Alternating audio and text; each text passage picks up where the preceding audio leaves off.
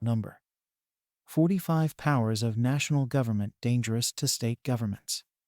New York, as an example. Robert Yates, a delegate to the 1787 Convention from New York, left on July 10, 1787. He became an anti-federalist leader. Under the nom de plume Sidney, he wrote in the New York Daily Patriotic Register, June 13 and 14, 1788, to the citizens of the state of New York. Although a variety of objections to the proposed new Constitution for the government of the United States have been laid before the public by men of the best abilities, I am led to believe that representing it in a point of view which has escaped their observation may be of use, that is, by comparing it with the Constitution of the state of New York. The following contrast is therefore submitted to the public to show in what instances the powers of the state government will be either totally or partially absorbed, and enable us to determine whether the remaining powers will, from those kind of pillars, be capable of supporting the mutilated fabric of a government which even the advocates for the new Constitution admit excels the boasted models of Greece or Rome, and those of all other nations, in having precisely marked out the power of the government and the rights of the people. It may be proper to premise that the pressure of necessity and distress, and not corruption, had a principal tendency to induce the adoption of the state constitutions and the existing confederation. That power was even then vested in the rulers with the greatest caution, and that, as from every circumstance we have reason to infer that the due Constitution does not originate from a pure source, we ought deliberately to trace the extent and tendency of the trust we are about to repose, under the conviction that a reassumption of that trust will at least be difficult, if not impracticable, if we take a retrospective view of the measures of Congress. We can scarcely entertain a doubt but that a plan has long since been framed to subvert the Confederation. That plan has been matured with the most persevering industry and unremitted attention, and that the objects expressed in the preamble to the Constitution, that is, to promote the general welfare and secure the blessings of liberty to ourselves and our posterity, were merely the ostensible and not the real reasons of its framers. The state governments are considered in the new Constitution as mere dependencies, existing solely by its toleration, and possessing powers of which they may be deprived whenever the general government is disposed so to do. If then the powers of the state governments are to be totally absorbed, in which all agree, and only differ as to the mode whether it will be effected by a rapid progression, or by as certain, but slower operations, what is to limit the oppression of the general government? Where are the rights, which are declared to be incapable of violation? And what security have people against the wanton oppression of unprincipled governors? No constitutional redress is pointed out, and no express declaration is contained in it, to limit the boundaries of their rulers. Beside which the mode and period of their being elected tends to take away their responsibility to the people over whom they may, by the power of the purse and the sword, domineer at discretion. Nor is there a power on earth to tell them, "What dost thou?" or "Why dost thou so?" I shall now proceed to compare the Constitution of the State of New York with the proposed federal government, distinguishing the paragraphs in the former, which are rendered nugatory by the latter,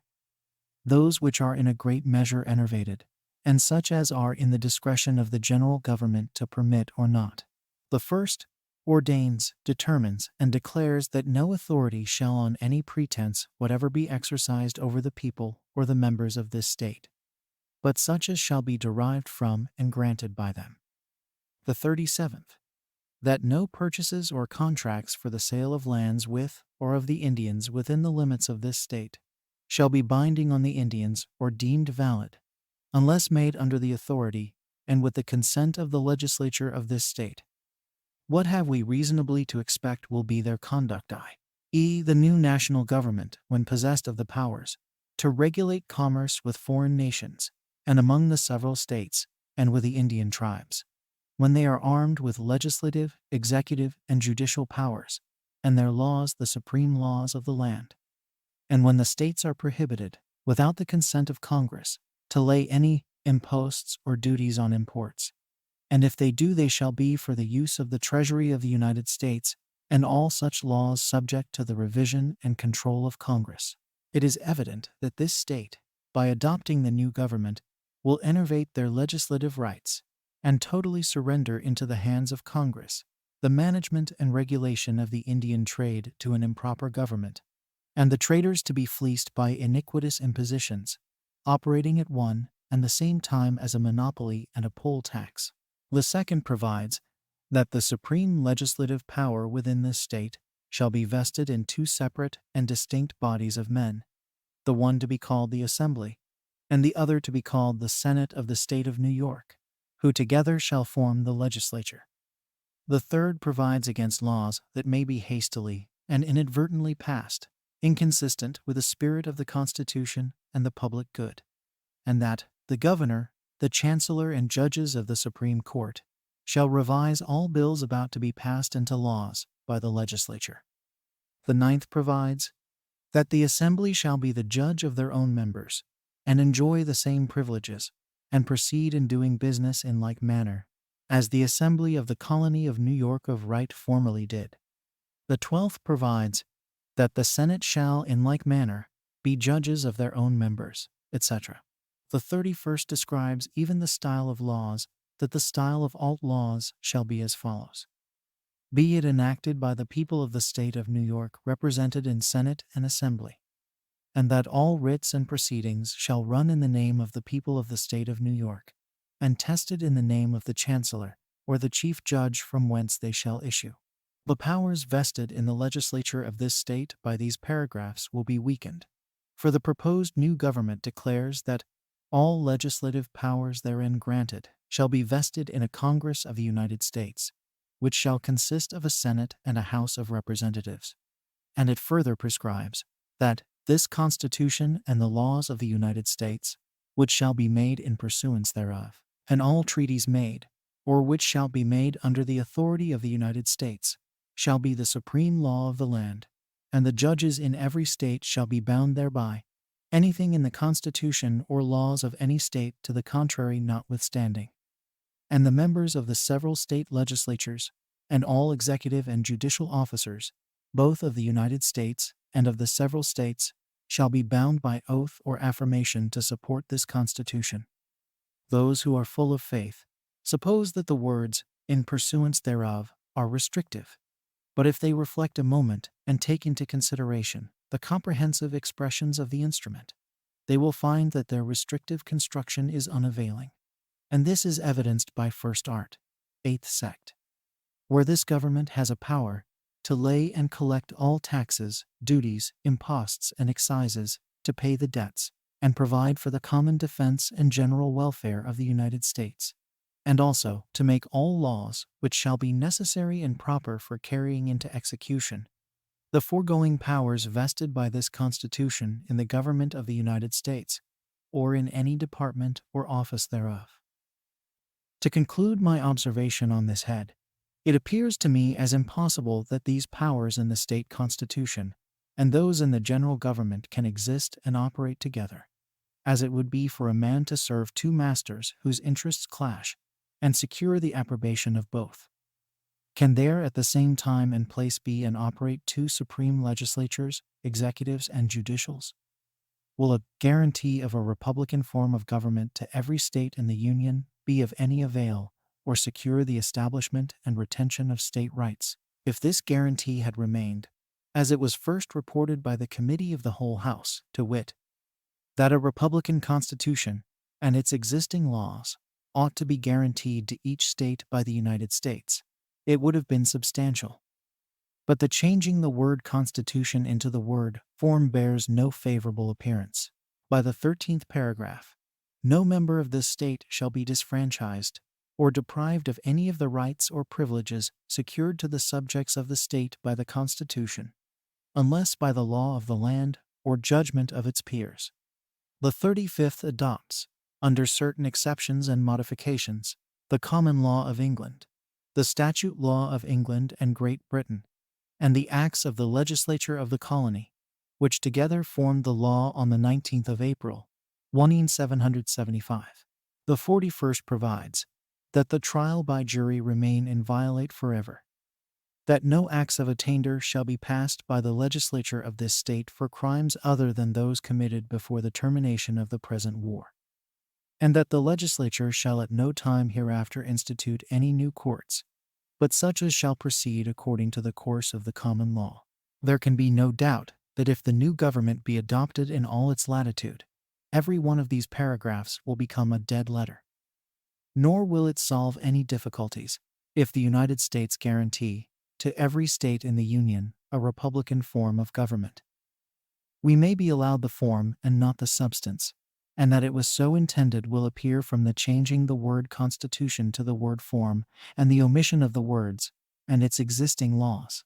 And I do not even think it uncharitable to suppose that it was designedly done. But whether it was so or not, by leaving out these words, the jurisprudence of each state is left to the mercy of the new government. The 17th orders that the supreme executive power and authority of this state shall be vested in a governor. By the 18th, he is commander-in-chief of the militia and admiral of the navy of the state. May grant pardons to all persons convicted of crimes. He may suspend the execution of the sentence in treason or murder. By the 19th paragraph, he is to see that the laws and resolutions of the legislature be faithfully executed. The 20th and 21st paragraphs give the lieutenant governor, on the death, resignation, removal from office, or impeachment of the governor, all the powers of a governor. By the 27th, he the governor is president of the council of appointment, and has a casting vote and the commissioning of all officers. The 40th paragraph orders that the militia at all times, both in peace and war, shall be armed and disciplined, and kept in readiness. In what manner the Quakers shall be excused, and that a magazine of warlike stores be forever kept at the expense of the state, and by act of the legislature, established, maintained, and continued in every county in the state. Whoever considers the following powers vested in the national government, and compares them with the above, must readily perceive they are either all enervated or annihilated. By the first art, 8th sec., 15th, 16th, and 17th clauses, Congress will be empowered to call forth the militia to execute the laws of the Union, suppress insurrections, and repel invasions, to provide for organizing, arming, and disciplining the militia, for the governing such part of them as may be employed in the service of the United States, and for the erection of forts, magazines, etc. And by the second art, 2nd sec., the President shall be Commander-in-Chief of the Army and Navy of the United States, and of the militia of the several states when called into actual service of the United States, except in cases of impeachment. And by the 6th art, the members of the several state legislatures, and all the executive and judicial officers, both of the United States and of the several states, shall be bound by oath or affirmation to support the Constitution. Can this oath be taken by those who have already taken one under the Constitution of this state? From these powers lodged in Congress and the powers vested in the states, it is clear that there must be a government within a government. 2 legislative, executive, and judicial powers. The power of raising an army in time of peace, and to command the militia, will give the President ample means to enforce the supreme laws of the land. This paragraph provides that it shall be in the discretion of the legislature to naturalize all such persons, and in such manner as they shall think proper. The first art, 8th sec., 4th clause, give to the new government power to establish a uniform rule of naturalization. And by the 4th art, 2nd sec., the citizens of each state shall be entitled to all the privileges and immunities of citizens in the several states, whereby the clause is rendered entirely nugatory. From this contrast it appears that the general government, when completely organized, will absorb all those powers of the state which the framers of its Constitution had declared should be only exercised by the representatives of the people of the state. That the burdens and expense of supporting a state establishment will be perpetuated, but its operations to ensure or contribute to any essential measures promotive of the happiness of the people may be totally prostrated, the general government arrogating to itself the right of interfering in the most minute objects of internal police, and the most trifling domestic concerns of every state, by possessing a power of passing laws, to provide for the general welfare of the United States, which may affect life, liberty, and property in every modification they may think expedient, unchecked by cautionary reservations, and unrestrained by a declaration of any of those rights, which the wisdom and prudence of America in the year 1776 held ought to be at all events protected from violation. In a word, the new Constitution will prove finally to dissolve all the power of the several state legislatures and destroy the rights and liberties of the people. For the power of the first will be all in all, and of the latter a mere shadow and form without substance. And if adopted, we may, in imitation of the Carthaginians, say, Delenda vit America. Sidney.